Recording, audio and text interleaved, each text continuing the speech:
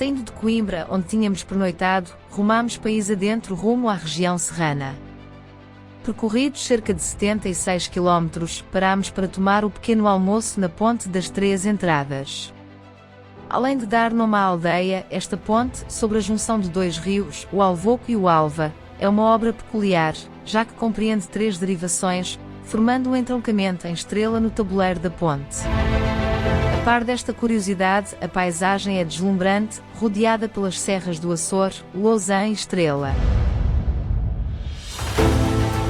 Continuámos pela N230 e, à medida que nos íamos embrenhando no centro de Portugal, as estradas iam ficando mais sinuosas e a altitude aumentando.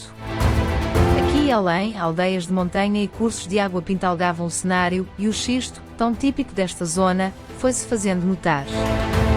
Parámos para beber café em Cabeça, também conhecida como aldeia natal, pela decoração que anualmente é feita naquela época, e que recorre sobretudo a materiais da natureza. Além deste facto, Cabeça é mais uma destas pequenas aldeias, cujas casas se cobrem com grandes e lustrosas placas de xisto negro.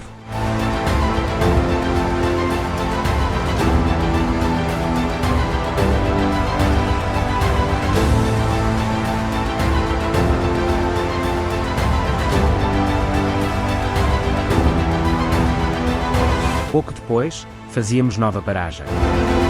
Desta vez, para conhecermos uma das mais belas praias fluviais de Portugal, a Praia Fluvial de Loriga, com as suas águas cristalinas e gélidas, que correm por pequenas cascatas, e perdem-se nas piscinas naturais formadas na rocha. Agora deserta, esta praia é um concorrido destino nos verões da serra. A nós, agrada-nos mais assim, sem ninguém a perturbar toda aquela quietude. Depois de uma pausa para desfrutarmos deste cenário natural, fizemos-nos novamente à estrada, sempre nas alturas.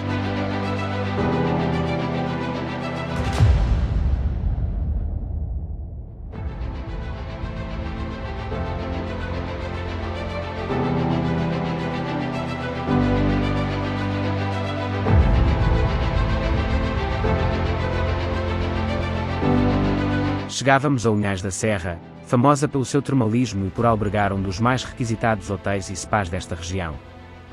Não paramos, e seguimos em direção a um dos pontos altos do dia, a Torre. Uma das opções para lá chegar era dar a volta pela Covilhã, no entanto descobrimos um caminho que nos pouparia cerca de 20 km. Isso mesmo, um caminho, porque não era bem uma estrada. E lá fomos nós, com a adrenalina em alta por aquele que foi o piso mais acidentado que já fizemos de moto. Habitualmente os atalhos dão trabalhos, mas também dão surpresas e como a sorte protege os audazes, fomos agraciados com uma vista espetacular, a combinar com o coração aos saltos.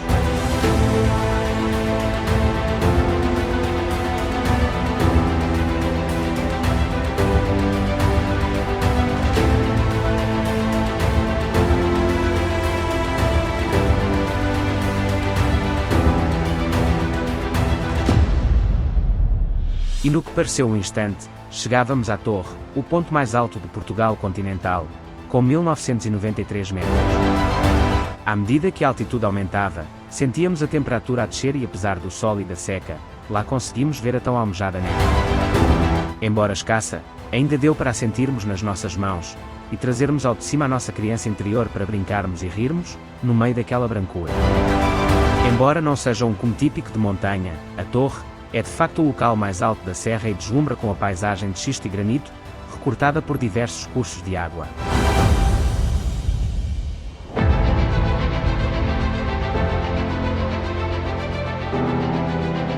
Satisfeitos por termos cumprido um dos objetivos da viagem, rumámos ao nosso destino do dia, a Vila de Manteigas, e àquela que seria a nossa casa nas próximas 2 noites, a Casa das Obras.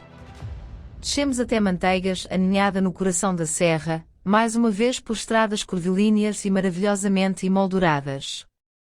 Com o vale glaciar do Zezer a ladear o nosso caminho, chegámos à nossa meta, onde ainda aproveitámos a luz do dia para conhecer os famosos viveiros de trutas e explorar um pouco desta vila serrana da Beira Alta.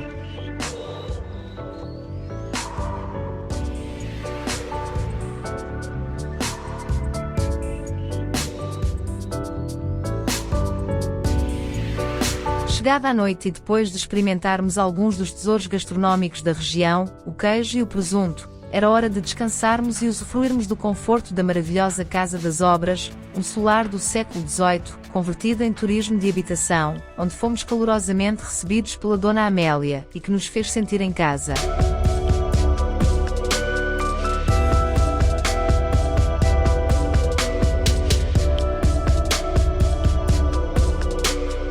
Para o nosso segundo dia na Serra da Estrela, tínhamos planeado um percurso circular no sentido dos ponteiros do relógio, com cerca de 150 km.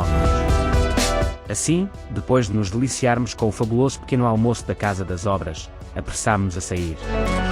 Seguimos pela Nacional 338, a serpenteante via que sai de Manteigas em direção ao topo da serra. Apesar de poder causar alguns arrepios aos mais sensíveis, o caminho oferece uma paisagem cênica, debruçando-se sobre o Vale Glaciar do Zezer, um dos maiores da Europa, com cerca de 13 km de extensão. Tínhamos feito pouco mais de 10 km quando parámos para visitar o Covão da Metade, berço do Zezer, no sopé de um dos muitos monumentos geológicos que podemos admirar por aqui. O Cântaro Magro, um bloco granítico que se eleva a 1400 metros de altitude. Outrora uma lagoa glaciar, este lugar é hoje um dos locais mais belos e emblemáticos da Serra, procurado tanto por desportistas de montanha, como pela população em geral, que usufrui do local para momentos de lazer.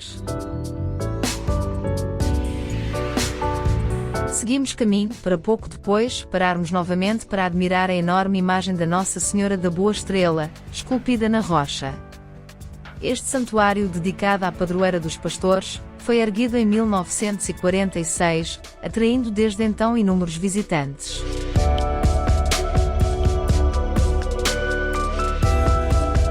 O dia estava ameno, mas o céu começava a escurecer e a chuva era uma ameaça real. Com as nuvens no nosso encalço, continuamos o nosso trajeto, em direção à Lagoa Comprida, a maior das lagoas serranas, que é mais uma herança da era glaciar. Mas antes, deparámo-nos com uma enorme muralha ao longo da estrada que ocultava por completo o cenário nas suas costas. A muralha é parte da barragem que foi construída para rentabilizar a água e produzir eletricidade. Ao longo dos anos tem crescido e conta atualmente com 28 metros de altitude. Neste ponto do passeio, quase que vestimos os fatos de chuva, pois as nuvens adensavam-se e começavam a chorar lágrimas, que por breves instantes, passaram a flocos de neve, dada a baixa temperatura no local.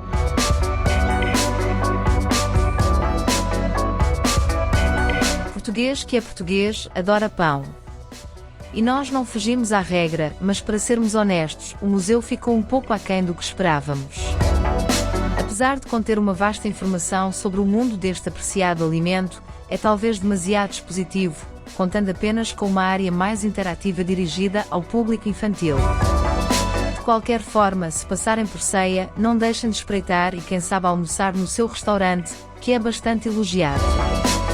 Nós ficámos por um café no terraço do bar, onde aproveitámos para relaxar e apreciar a paisagem em redor. Depois destas paragens, tínhamos agora alguns quilómetros para limpar o escape. Seguíamos pela encosta norte da serra, pela Nacional 17. Neste ponto, a paisagem já tinha mudado, e apesar de nos mantermos no Parque Natural da Serra da Estrela, as estradas são bem menos onduladas, ainda que as curvas se mantenham no desenho. Também a altitude é mais modesta, ainda assim, Folgozinho, terra de Viriato, ergue-se a quase 1000 metros de altitude, oferecendo uma extensa e soberba vista sobre a área circundante. A pequena e pitoresca vila é um típico povoado serrano, com ruas empedradas e um pequeno castelo que se ergue vigilante sobre uma jazida de quartzo branco-rosa, o que lhe confere um brilho especial.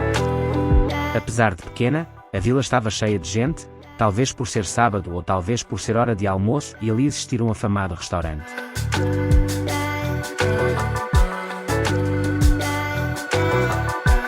O dia corria, e faltava apenas visitar um local do nosso roteiro antes de regressarmos a Manteigas, Linhares da Beira. Por aqui, a estrada voltava ao traço impreciso e o perto fazia-se mais longe. Mas quando se corre devagar, também se chega ao destino. Os nossos olhos foram absorvendo o caminho e a nossa alma renovando-se a cada curva. Ainda antes de chegarmos a Linhares, já podíamos admirar o seu castelo. Destacando-se a cerca de 800 metros de altitude, É talvez o ex-libris da aldeia, que tem muito mais a oferecer. Linhares faz parte das aldeias históricas de Portugal, um conjunto de povoações na beira interior, de grande riqueza histórica, e que foi alvo de um programa de reabilitação e revitalização por parte do governo português. A par de outras que já tivemos a oportunidade de visitar, Linhares, aldeia medieval do século XII, é um verdadeiro encanto, com a sua arquitetura particular de ruelas vestidas de pedra e flores, que quase nos sussurra as suas histórias ao ouvido. Por aqui passeámos e relaxámos numa esplanada, já com o sol, declarado vencedor do dia, a brilhar intensamente no firmamento. E foi com a companhia do Astro Rei que fizemos o restante percurso da nossa viagem. Tínhamos ainda 50 km de muitas curvas para desfrutar ao longo das estradas, que nos levariam de volta a Manteigas.